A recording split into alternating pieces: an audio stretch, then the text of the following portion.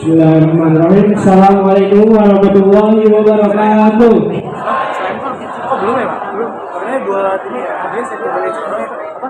Hadiah. Alhamdulillahirabbil alamin. Wassalamu ala asrofil anbiya'i wal mursalin wa ala alihi washabbihi ajmain. Amma ba'du. Segala puji bagi Allah Subhanahu wa taala yang telah memberikan nikmat iman, nikmat Islam dan nikmat sehat walafiat kepada kita semua pada pagi hari ini.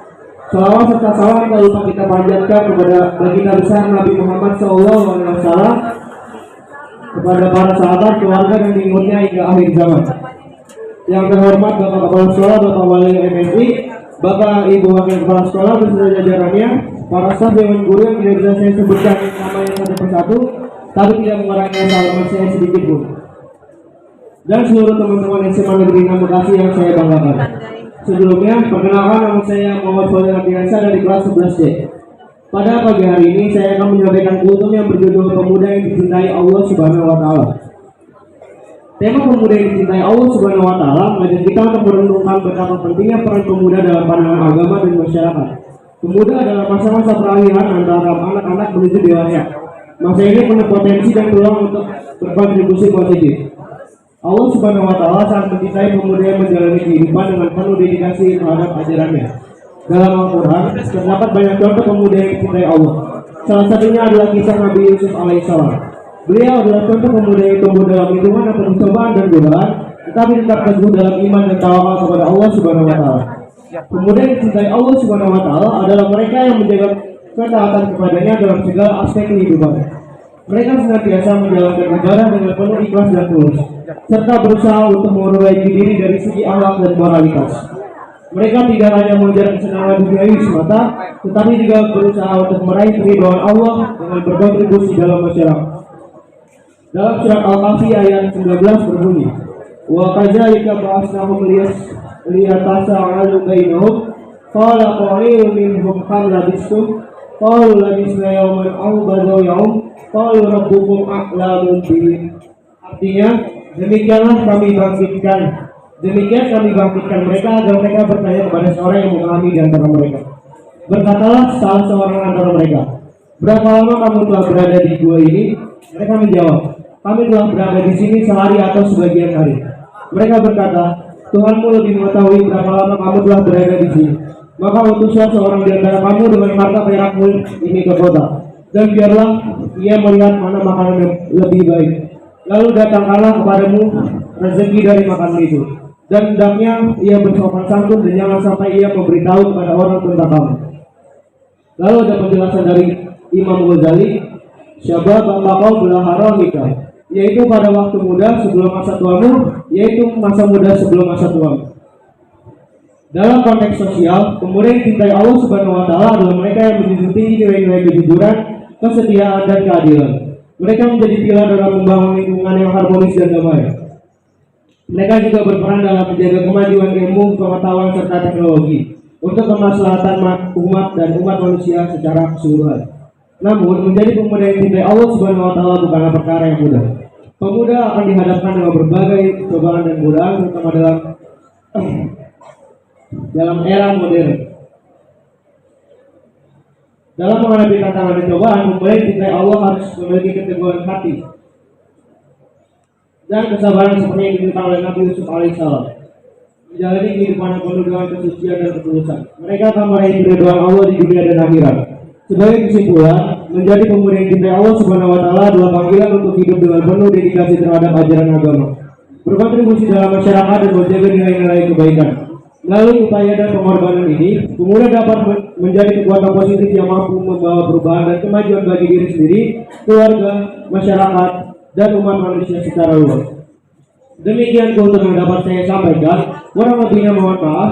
Kesempurnaan hanya milik Allah semata, serta kesalahan, kekurangan dan kekhilafan datangnya dari kurangnya ilmu saya. Wabillahi taufiq wal hidayah. Wassalamualaikum warahmatullahi wabarakatuh. Selamat pagi. Yang terhormat kepada Bapak Kepala Sekolah, yang terhormat Bapak Ibu Dewan Guru, yang terhormat Bapak Ibu Dewan Penasehat, yang terhormat juga Bapak Ibu TU, tata usaha, yang ibu banggakan anak-anakku tercinta. Bismillahirrahmanirrahim. Rabbi shrah sadri wa yassir li amri wahlul lisani yafqahu. Allahumma sholli ala Muhammad wa ala ali Muhammad. Pagi ini tadi sempat mendung, tapi alhamdulillah Allah sudah melimpahkan cahayanya pagi ini. Semoga mendatangkan kebaikan dan kesehatan bagi kita semua. Ya. Tema hari ini adalah aktif dalam belajar. 2 minggu ini kalian sudah mulai memasuki pembelajaran. Awal tahun ajaran di 2023-2024 pembelajarannya dimulai dengan proyek. Jadi jangan dipisahkan, proyek itu berarti bukan pembelajaran, justru proyek ini adalah pembelajaran. Nah, sekarang merupakan pembelajaran untuk setiap mata pelajaran. Ini bagi siswa kelas 10 saat ini mungkin masih menyesuaikan dengan kondisi pembelajaran di kelas. Jadi kalau dulu di SMP-nya tidak seketat sekarang, tidak sebanyak sekarang mata pelajarannya, maka kalian mulai menghadapi 16 mata pelajaran. Bagi yang kelas 11 maupun kelas 12 sudah mulai bisa mengikuti ritme pembelajaran di sekolah kita. Kalian tetap masih menghadapi 14 mata pelajaran. Tetapi dalam 1 minggu kemarin, tetap saja ada curhatan dari beberapa teman guru terkait dengan kalian. Karena mungkin suasana liburnya masih terasa bagi kalian, kemudian proyeknya juga masih terasa oleh kalian. Jadi di kelas itu boleh terbilang baru beberapa orang saja yang benar-benar aktif dalam proses pembelajaran. Ya. Aktif di sini berarti pembelajaran itu melibatkan seluruh siswa. Ya. Baik itu secara fisik, psikis maupun emosinya. Itu harus terlibat dalam pembelajaran. Ya. Fisik itu banyak. Misalnya, kalau gurunya meminta kalian untuk belajar berkelompok, maka kalian tidak mungkin tidak menggunakan fisik untuk berpindah tempat. Ya kan? Fisikisnya ini lebih pada pikiran kalian, pada kesiapan mental kalian. Ya. Apakah kalian datang ke sekolah hanya bawa diri saja, tanpa persiapan ilmu walaupun hanya sedikit? Itu akan berbeda dengan kalian yang malamnya sempat walaupun hanya sekedar baca buku, ya, walaupun tidak paham dengan apa yang dibaca, itu akan berbeda. Ya. Yang mendominasi pembelajaran adalah siswa, sedangkan guru sebagai fasilitator.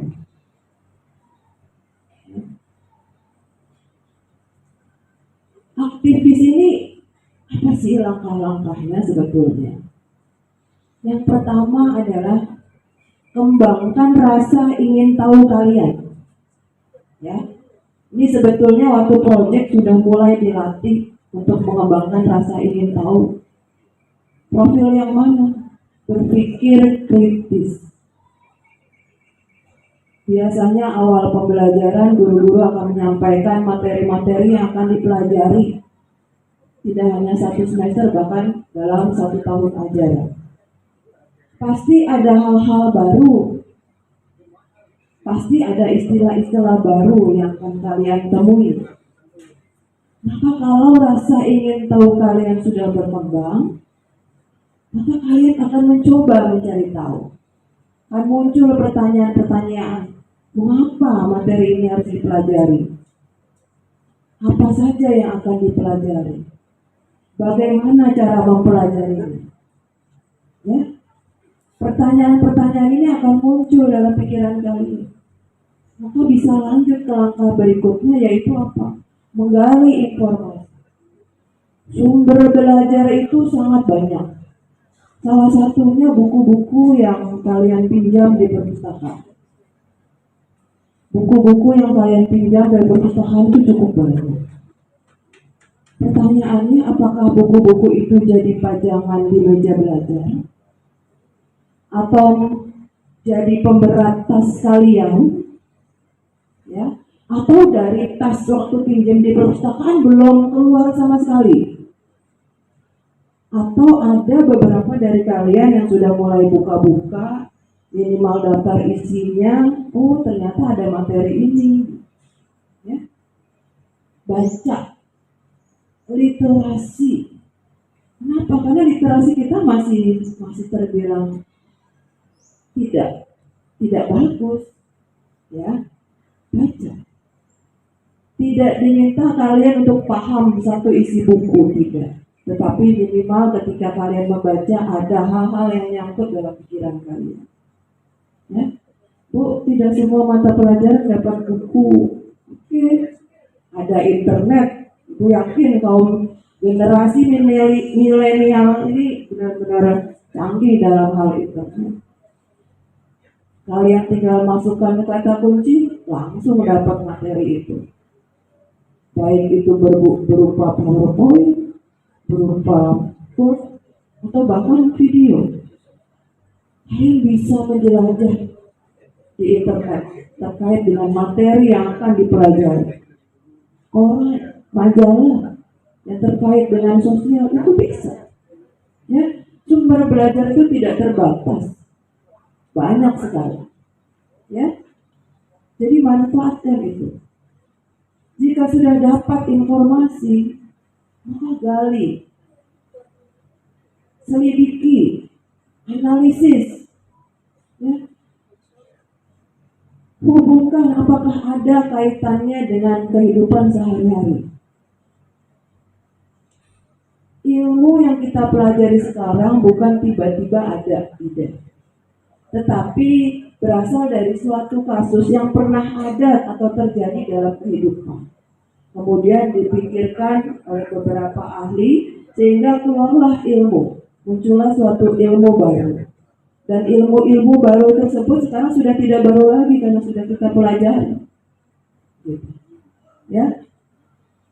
Jadi pasti akan ada manfaat. Jangan sampai sekolah ya sudah sekolah saja sampai 9 tahun nanti pokoknya sekolah selesai. Tapi kalian tidak punya makna. Tidak mencari ide-ide pokok dari materi pelajaran. Tidak mencari maknanya apakah ada kaitannya atau apakah bermanfaat dalam kehidupan sehari-hari. Ya.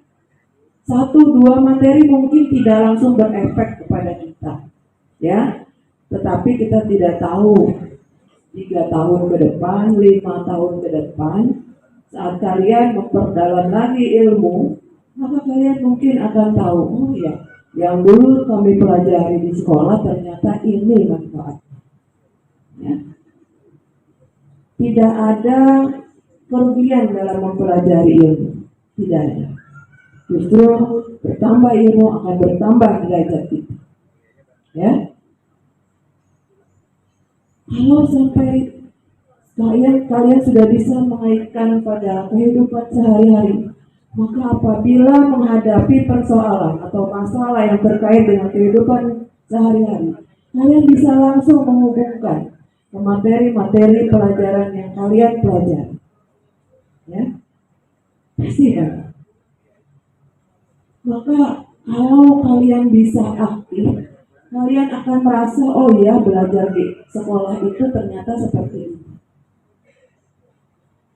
Capeknya atau lelahnya belajar itu akan kalian rasakan sebagai suatu kenikmatan apabila mendapatkan hasil yang memang kalian inginkan.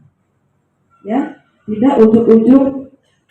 Jadi bahasa Perancis kalau tidak salah ujuk-ujuk ya. Tidak tiba-tiba dapat nilai bagus dengan segala macam cara itu. Ya. keaktifan kalian di kelas itu akan menjadi perhatian guru.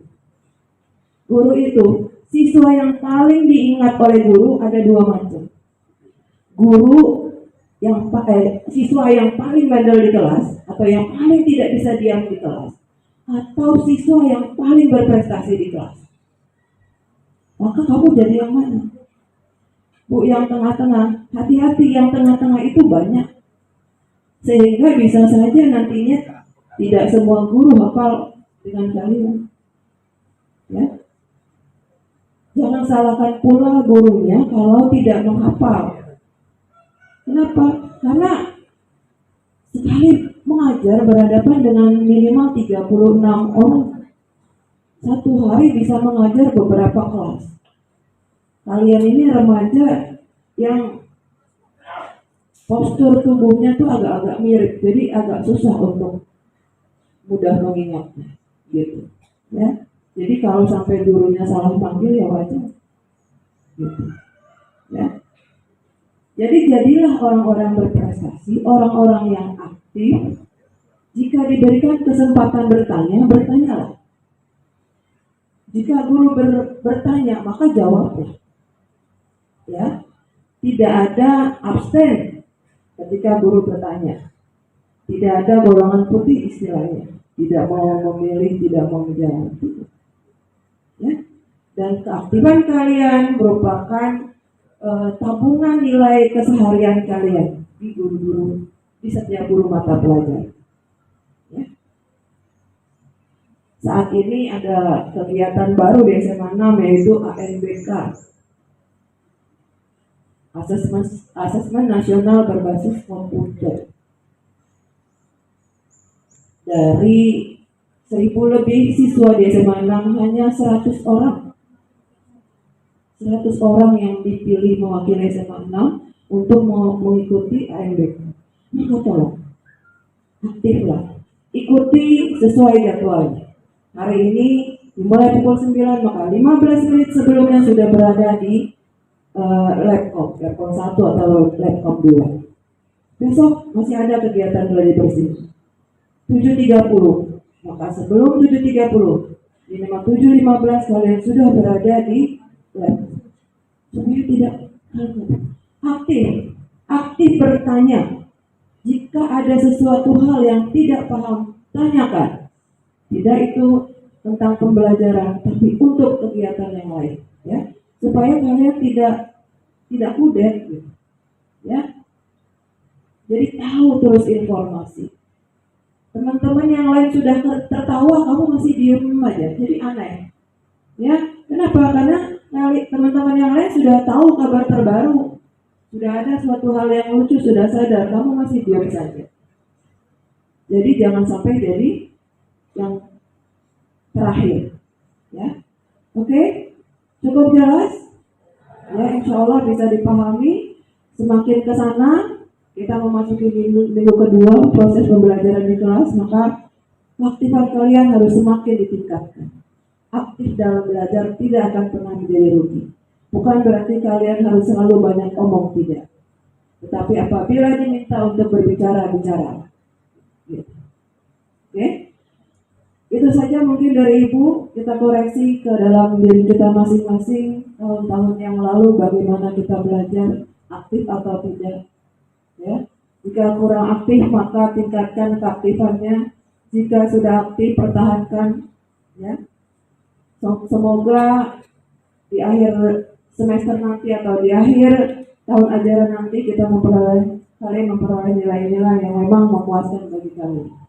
Itu saja dari Ibu. Ibu mohon maaf apabila ada kata-kata yang kurang mengenakan. Ibu akhiri. Assalamualaikum warahmatullahi wabarakatuh. Assalamualaikum warahmatullahi wabarakatuh.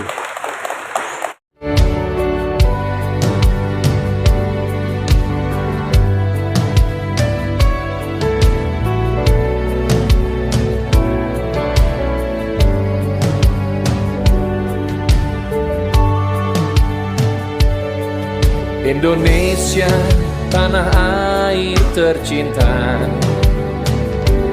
Di sini ku hidup berkarya raju damai, ragam suku agama, surga kecil yang menjadi nyata.